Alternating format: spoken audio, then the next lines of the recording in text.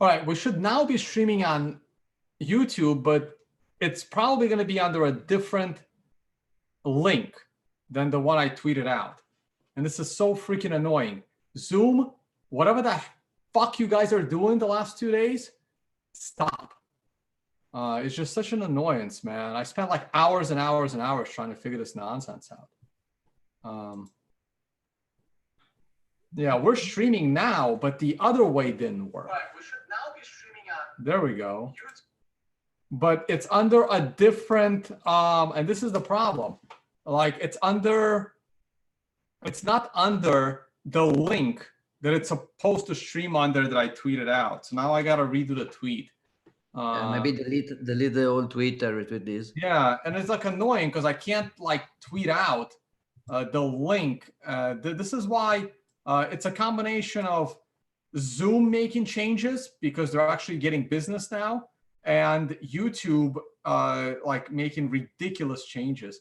So if you look at whatever I tweeted out earlier today, like, right, if you look at the link that I tweeted out earlier, that link's probably not working. I know we're live, guys, but we're like dealing with, right. So YouTube and Zoom are no longer functioning together, is basically what happened. Right, because if you go to the link that I tweeted out, it literally says error. All right. So let me, do I even care? Should I tweet this out? Anyway, I'm gonna read the tweet, guys, and then we'll get into the show. It's just so frustrating, man. Like there's like so much more useful things I could be doing, and then dealing with the nonsense between the tech of YouTube and Zoom, which are supposed to work together in the year 2020. Like, it's just like really frustrating. And Zoom stocks are doing so well that now they are like a Zoom. You should be able to afford a functioning working system with YouTube, because right now it's not. And like the thing is, if this shit was free, I wouldn't care. But I'm paying them at least $500 a year for this. Right, that's the annoying part, and I can't even get a hold of any representatives there.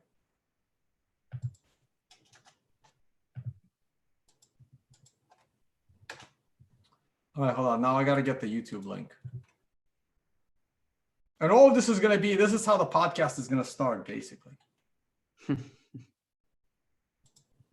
And I don't know how I'm going to fix this for tomorrow, right? So basically, I'm not going to be announcing. So going forward, until Zoom gets its shit together, or YouTube, I don't even know who the problem is here.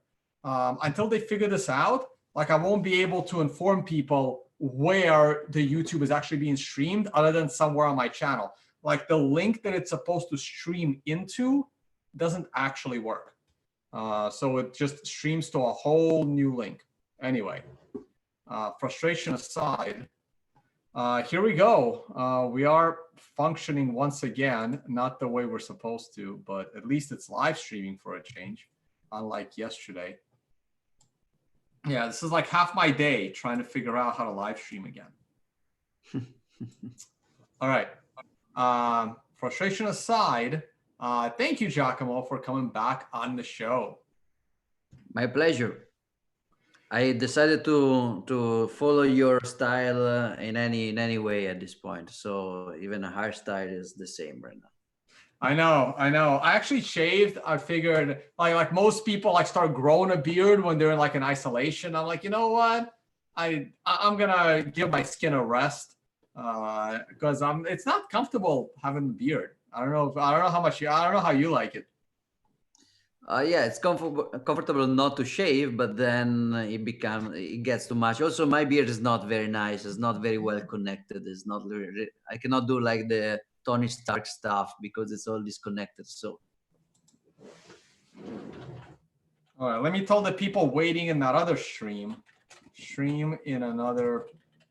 I don't even know how to tell them where the freaking stream is. Stream is here. There you go.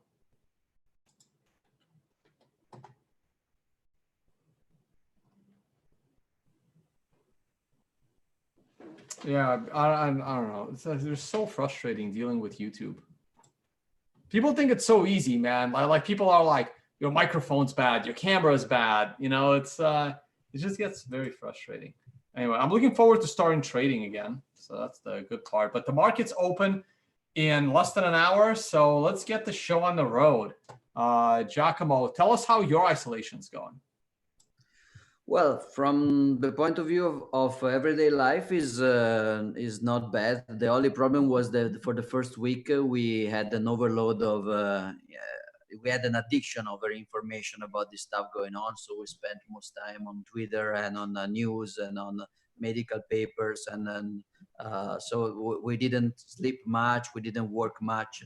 Right now we are getting our stuff together, so we're trying to become more productive.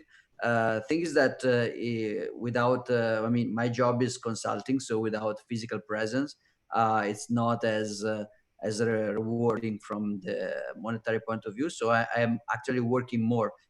I have friends and relatives assuming that I'm doing nothing since I'm home, but I'm always so home, and now I'm working more than usually. So it's a little bit paradoxical. From the point of view of supply, we were kind of prepared, so we don't have much problems, but supplies are starting to become a real problems around Milan, because now people cannot even move across bordering towns. So even if your parents are in another town and you need to get them some supplies, you can't. So they're starting to, and lines in supermarkets are pretty bad, and online shopping is basically impossible at this point. So it's normal inside the house, but everything around, mostly about supply provisioning, is kind of bad. So, well, it's a good thing none of us have been infected. Well, as far as I know, I'll put myself in isolation. I guess I don't have to be, but I mean, you should be. I mean, if you don't have to go outside right now, I think you shouldn't. But Better safe than are you sorry. home right now? It looks like you're in an office. No, this is the home in home of Mir in Milan. It's not it's not my home, because my home would be in Switzerland, but I cannot get there since many weeks. So She's letting you stay there. Sorry? She's letting you stay there. Yes. You being good? Yeah. Hey, Mir, how are you? I'm here, but I'm in my pajamas. I mean, Yes, it's probably just 2000. Hey. Hi. We're very happy to have Giacomo here. Also, the baby. We're finally all three together. Thank you, Italian government. Baby starting to like him? Yes. She's super happy. Thank you, Italian government. Thank you, coronavirus. All right. Yeah, it's gonna get interesting, guys. You know, the death rate in Italy is out of control now. Yeah. It's one of the social implications are incredible. We start to have people throwing water and object from the windows to people going running, but sometimes, which is crazy, even to people running alone. Last day they throw water against a girl that was actually a pharmacist coming back from serving people in the pharmacy. So they're just they're basically venting any frustration into this kind of social hunt witch against everybody going around alone, which is also crazy, because I mean the worst way to keep your immune system good is to actually stay home without moving alone in the park. There are many people that are maybe family of 6 in a very small apartment, and for them the best thing to avoid cross contagion would be to spend less time in a home and more outside alone. But it's, I mean, when you have central planning about the habits of millions of people, you cannot find any optimization. You just have these stupid laws. Hey, so before we get it, so we mentioned it yesterday, you know, and I was on a show with Joe Saz, and see, this is a hard one, right? So how do you balance out, you know, keeping the government out of forcing you to do something with, good practices. So, like, at what point does the government have the power to like do what they're doing and implement martial law to save people because people want to get together and party and want to go to organize like a little concert against the government because they think this is all fake?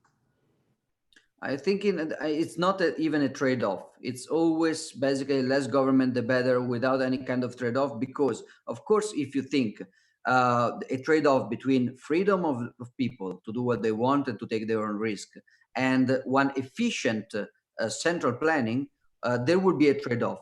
The point is that central planning is never efficient because these situations are complex. There are a lot of complex predictions, a lot of complex measurement, a lot of complex choices. And when you have a central planner doing a decision, the single decision for millions of people, you never get any kind of optimization. For example, some of the things the government are doing now are overreaching in the sense of like being over cautious, like arresting runners in the park. But some of the things the government are doing go against your own caution. Like, in order to be cautious, I want, for example, to do homeschooling. But the government, until now, it was basically forbidding homeschooling. And now in many countries, in order to do homeschooling for the next year consistently, they will have to challenge or change the regulation that was forbidding homeschooling. Or if I want to keep healthy by taking some vitamin D in the sun or to run alone in the park, I get arrested for doing so. If I want to actually help my parents to survive, getting them some supply, avoiding them to go to a supermarket when they stay in line. So, for example, the government in Italy is closing down shops and even reducing like opening times during the weekends. So now you have the same amount of people going into shops, but now they form longer lines, so they get infected more. And now they want to they passed a law, an act actually, in which they require every supermarket to take individual temperature of people in line. So lines are getting longer and longer with more occasion for contagion. So it's not that government would be safety, but you have to balance that with freedom. So Central planning it sounds more like it's just government is following dumb policies. Like, I agree, if you're running alone in a park, like some of the things that I heard, you can still do stuff outdoors. You just got to do it maximum 2 people. So like a wife and a husband can go running through the park, but you can't have like like a group of 12 people doing yoga. That would be more reasonable. In Italy, you cannot even stay close to. I cannot go out with Mir together, even if we live in the same home. When we are out, we are prevented to stay closer than one. They are totally random. But the point is that you can. Okay, Italian government is particularly stupid. But the point is that in general, when you centralize decision, you have basically you have 2 cases.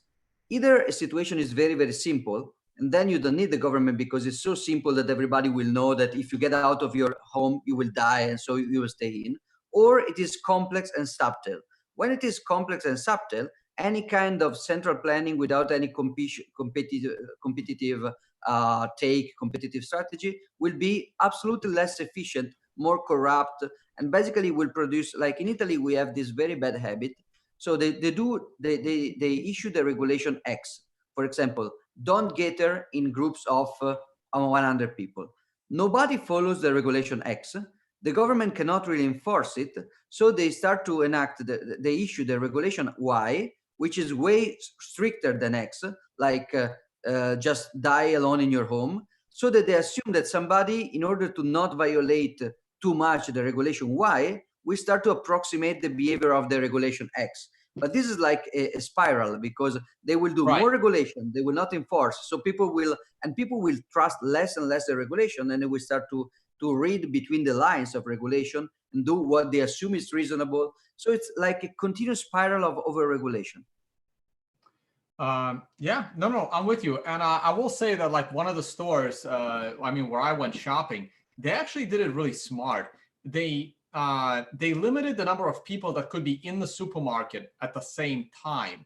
So there's a giant line outside, but there's no cash register line, and you're not like bumping into people. So there's a limit of say 50 people inside the store, and then there's like 100 people waiting outside. And every time 10 people leave the store, they let 10 people in.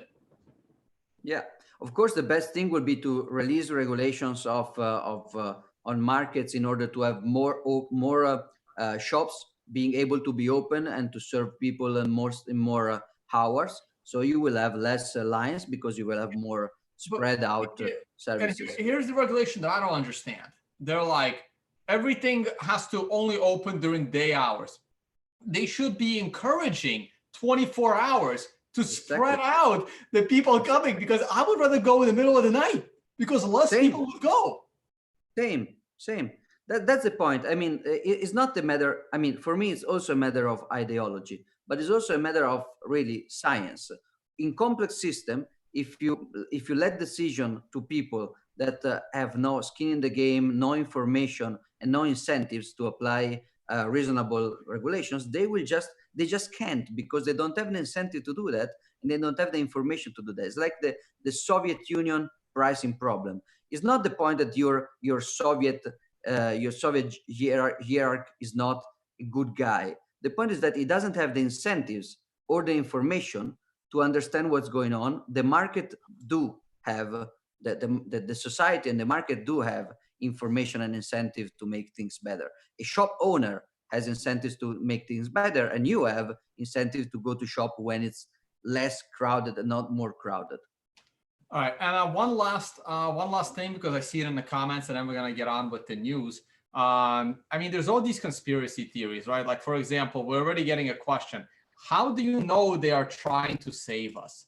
And look, guys, look, we all hate our politicians, and conspiracy theories are fine. But I was watching the Trump, press conference last night, and so 2 of U.S. Congressmen have already confirmed to be positive with corona, and 4 more are in lockdown, waiting on test results. And look, but now they take the conspiracy theory further. Oh, these politicians don't actually have it; it's fake. Like, guys, I'm sorry, it's not a conspiracy theory. Like if you're in good health, there is like a 99% chance you're gonna survive just fine. It's possible that I have it and I'll never have a single symptom. This thing is like weird. Like, some people actually show no symptoms. Like, I can go and get tested like in 3 weeks from now or 4 weeks from now after being in isolation, and it can say that I was positive and I never shown a single symptom. I was like tired for like 1 day or something. And for some people, it will kill them. And this thing seems to react very differently with different people. But yes, the politicians themselves are getting sick. We can debate whether what they're doing is right or wrong, but don't get into this conspiracy theory that everything they're doing is to like hurt you more. Also, now or in the future. The government is inefficient, and is also inefficient in conspiracies. That's the main weakness of conspiracy theories. These guys cannot really make anything work, including evil conspiracies. Right, and that's the problem. A lot of people confuse the inefficiencies and bad decisions of government as like these elaborate planned like schemes to take over the world, which they never can. So anyway. All right, let's get on to the stories, man. It's well, we can have more of these because we're both in isolation for a while.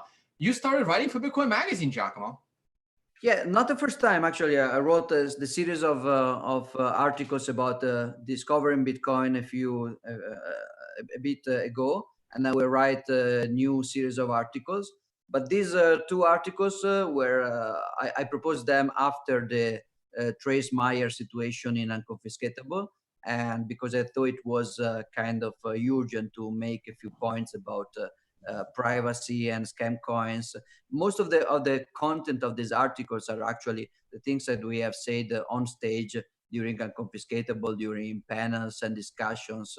So the main points are trying to debunk the myth that Bitcoin is like unprivate and it was not born for privacy and is not a tool made for privacy, which it was supposed to be, and it can be, and it is by comparison with other alternative tools. So the article 1, the part 1 of the article, Bitcoin and privacy, a match made in the white paper, is where I discuss the intentions of the cypherpunk community and of Satoshi Nakamoto in particular, expressed in the white paper and in other communication by Satoshi about privacy as one of the main goals, and the economical reasons for which privacy must be a main goal of any kind of monetary tool, because if you don't have fungibility and deniability for payments, you cannot have an effective monetary tools. While in the part 2, don't be misled by red herrings, I talk about, red herrings, which are basically just use a altcoin and you solve your problem. No, you don't. Or just get along with the lack of privacy and just use Bitcoin as a completely spied upon, regulated and tracked stuff, and it will be fine because it would just be like a store of value. That's wrong. Money doesn't work like that. If you lose deniability and fungibility, you cannot have monetary functions.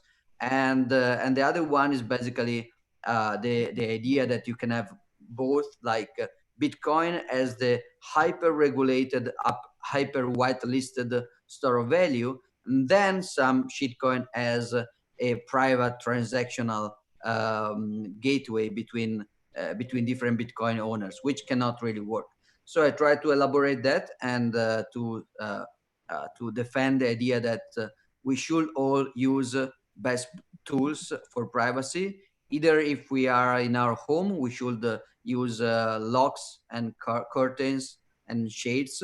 If we are on a computer, we should use HTTPS and VPNs as much as we want, and in order to protect us. And if we're using Bitcoin, we should use Lightning Network and CoinJoin intensively. And if somebody will try to bother us because they don't want us to use best practices, we should just change exchange and move elsewhere.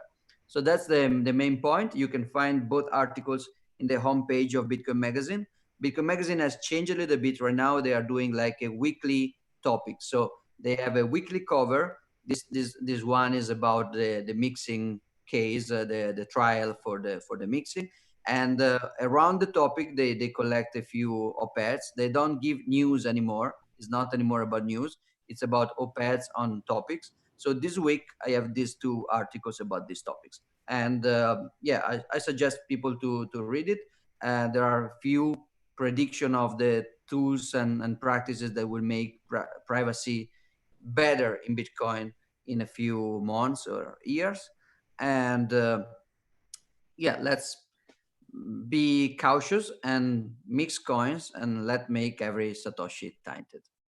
Nice. Yeah, no, privacy is going to be one of the main topics at the upcoming Understanding Bitcoin conference in Malta, which has been moved to October. We're all assuming that by October, everything will be good to go with travel once again. And we will focus on that along with the Lightning Network, the Liquid sidechain, and many others. And we'll try to teach you, including myself. I need to I need to learn how to use Lightning better. I need to learn how to use the privacy tools better and everything.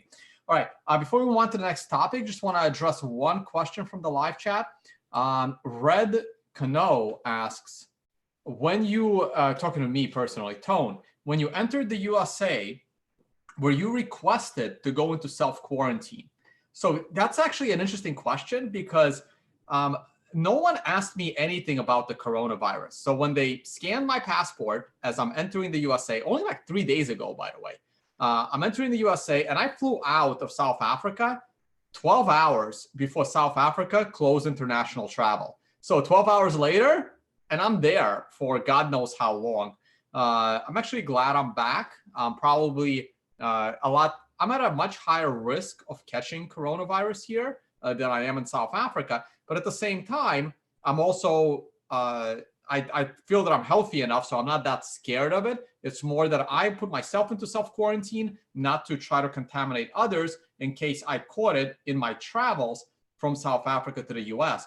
But as I was coming through the US, I would have loved to get tested. Like, it's like if they said, hey, do you want to get tested to see if you have corona or not? I would have said yes. I'm not gonna tell the guy, hey, I might have it. Can you test me? Because I don't want to get stuck to be honest, I don't want to get stuck at the airport for a day and a half, or who the hell knows what they're gonna do. I don't want to go to the hospital for 2 weeks either.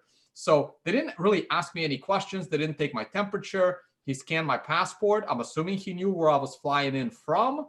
And I just made a little joke about, man, it was hard to decide whether to stay in South Africa or come home.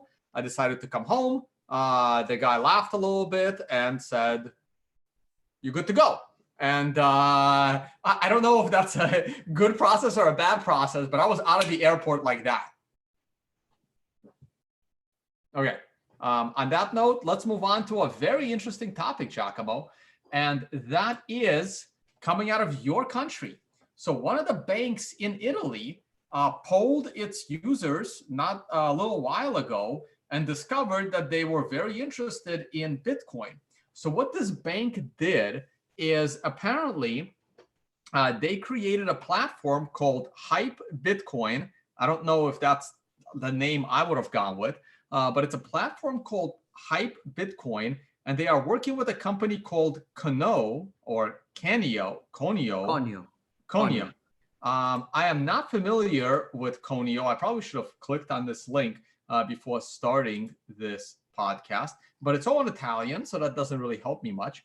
I can help you later. Giacomo can explain. So let me just do a brief on the story. So they're working with Conio, and they are providing their customers with a Bitcoin wallet, and they can fund this Bitcoin wallet through this bank.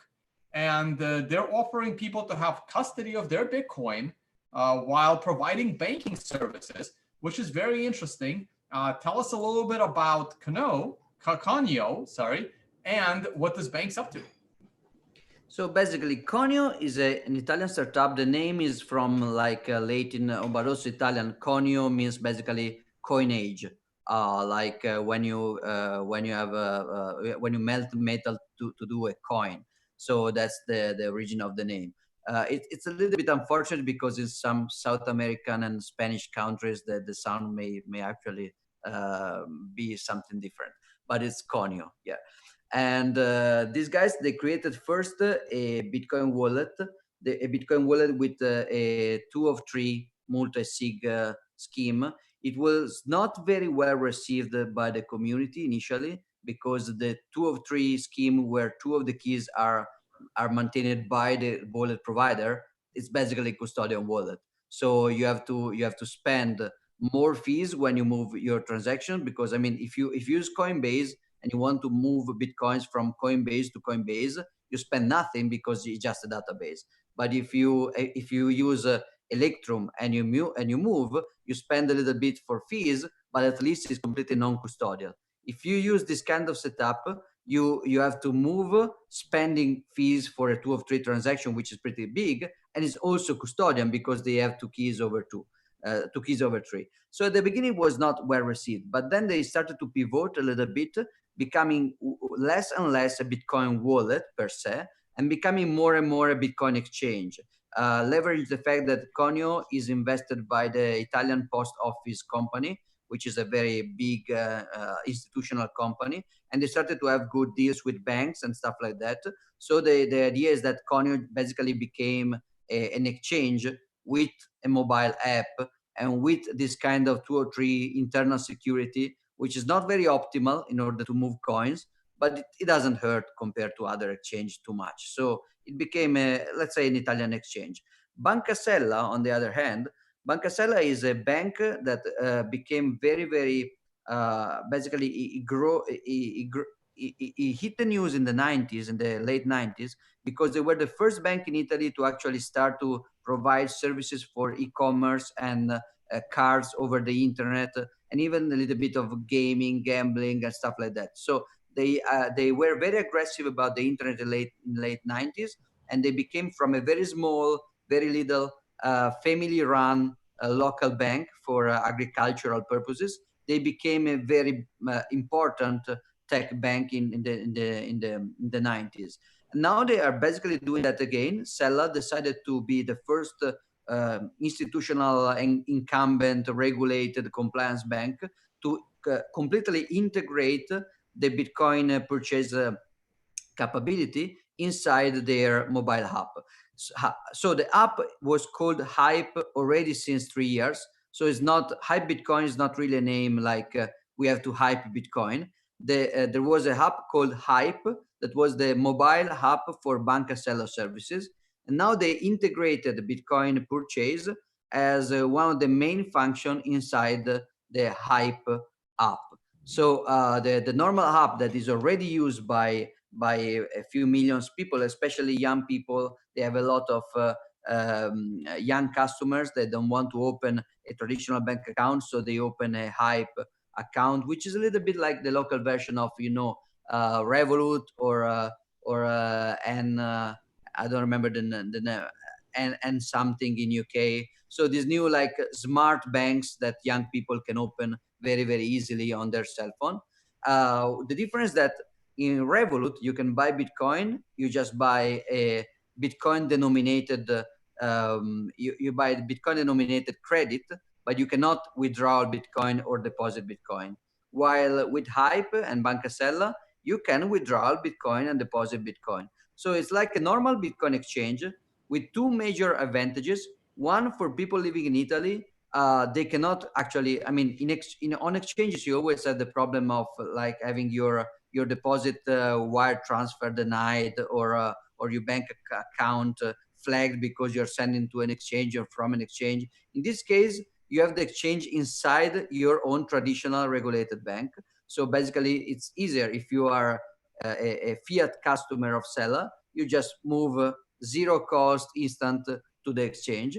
And the second nice thing is that this kind of exchange is Bitcoin only, it's not shitcoin. So basically, it's the only case of Bitcoin only exchange I'm aware of, except for a Cash App in the United States. Yeah, I will say that this is kind of similar as an experience to Cash App. It's not that different.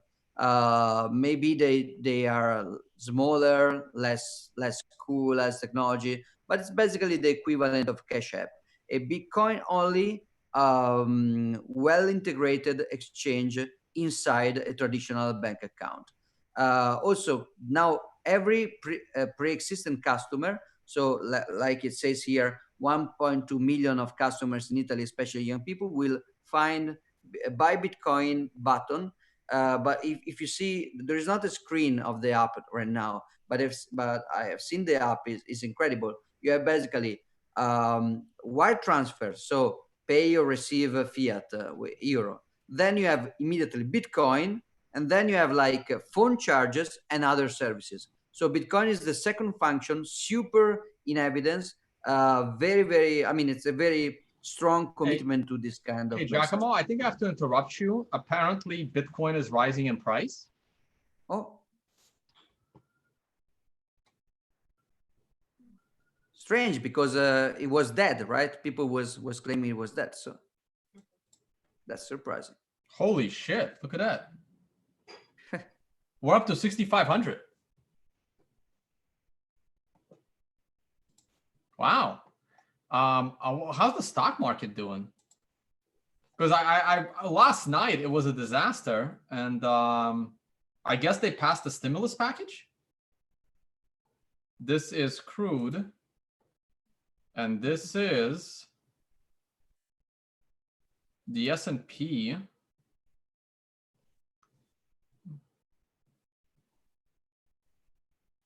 Whoa, what happened there? I did not let me access shit anymore. All right, so here's the S&P futures. And yeah, we are up nicely. I guess the government got together and passed the stimulus package. Yeah, we're going to talk about price in a minute. I am going to get off the stream by the time the market opens because I have open positions, guys. And I'm actually starting to get back into trading slowly. And I want to keep an eye on those positions. So I will mention, I'll probably do a Bitcoin show after market closes. And we're going to talk about the price of Bitcoin. So real quick, I'm going to, before I forget to do Bitcoin price, there's really not much to say. on lower. Come on, update the damn thing here. It's been a frustrating morning already. I've actually been up since 4 a.m. because I had calls with Asia and Europe. So it's been a long day for me already. Yeah, so Bitcoin is looking great right now. The week kicked off nicely with a big rise in the stock market, and Bitcoin rose as well. And here's the daily chart. Now, the weekly chart is still technically on a red 5. So let's see how this week closes. Until we go above this red line at 6,800, I'm not going to assume that the bull market is here, but technically, I have said that the low is most likely in. Those of you watching my videos, the time to buy was down here. You may not get another chance to buy it below 5,000, and this could have been it. Now, but watch out for a 9 coming up on the daily chart a couple of days from now. Now, the BitMEX funding rate is still favoring the bulls, so that's good. Bitcoin has been bullish on a daily chart. I did talk about a short trade yesterday off of the 12-hour chart, which is about to pull up. That was as of this red line, but then I also tweeted out that that trade would have been because this candle actually yesterday pulled back to the area of break even, and I would have been on it. I tweeted out that, hey, I would be out of this trade, with a slight gain or break even because I didn't like it pulling back, and it went back down again and is just rallying now, probably along with the stock market. So me talking about the price of Bitcoin right now is probably not going to be very helpful to anyone. But at market close, I want to see how, I wouldn't be long Bitcoin necessarily as a trade right now, because right now it's too irrational along with the stock market. I would not be rushing into a long trade now. I would rather wait and stay patient. If you got properly entered your HODL position like you were supposed to below the $5,000 area, then you are set. Hold on to that HODL position. But as far as short-term trading goes, I would not rush into this. As you can see, it's just price flipping across the board. And if this thing comes back down with a big wick, you're going to get in now. And then the next thing you know, tomorrow we're back below $6,000. So I would not FOMO in and chase at this point. I would rather wait. I would rather go in above 7 than go in right now. But that's my personal trading style. Let's go back to Giacomo and get his thoughts on the amazing advantages and opportunities of DeFi and MakerDAO. That was another time where it's the very use case, the very only use case for Ethereum is proving us right all the time with actually good timing. I remember the DAO proved us right about the dangers of random hyper-complex smart contracts, and then the same happened with basically the parity contract for multi-sig, and now the same happened with the MakerDAO. Everybody was saying I think it was mostly the guy who said that first and most effective was Woody Vertimer, who said, okay, guys, MakerDAO is not DeFi, it is CeFi, it's completely centralized. It's just people releasing a centralized oracle about pricing. Hey, Giacomo, sorry, something's wrong with your audio. It's like really crackling. I don't know if mine is as well. So I don't know if the problem is on your side. Yeah. I think it's the line. Yeah, I think it's the line. Because I hear you the same. Yeah, could be internet resources are not going too well. So we may have to save this topic for another time. But yeah, throw in your closing thoughts. I was on a panel in some country. I already forget which country it was, probably Singapore. And I was on a panel with like people from MakerDAO and other people from like EOS or BitShares or who the hell knows. And I'm basically sitting there going, it's a centralized project. It would be more efficient as a centralized project. You have all of the disadvantages of a blockchain, as in you can get hacked and shit can go wrong, without any advantages, because if something goes wrong, you're centrally going to try to fix it. Yeah, agreed. All right, guys, we may have to call it a day, and I'm going to get ready for my trading day here. Unless, any other closing thoughts, Giacomo? Well, if the audio quality is not good, we just say stay calm and stack sats, and see you soon. Yeah, guys, sorry, something's went wrong with the internet connection and audio. I mean, I have good internet here, so no idea what's going on. Again, been having Zoom problems or YouTube problems, or both, no idea. Thank you for watching. Giacomo, myself, and Adam back. We'll be organizing Understanding Bitcoin Conference in Malta, October 1st to 4th. The Financial Summit in Bali is still a go for early November, November 1 to 7. And if you want to support this YouTube channel, please check out the affiliate page on tonedvays.com. I'll try to bring you a show after market closes, but this is the time, now that I'm in quarantine, it's time to do a little bit of trading and market analysis. Thank you once again for watching, and we will see you all on the next one. Sorry about the quality of this particular podcast, but we'll try to get back on track tomorrow. Bye, guys.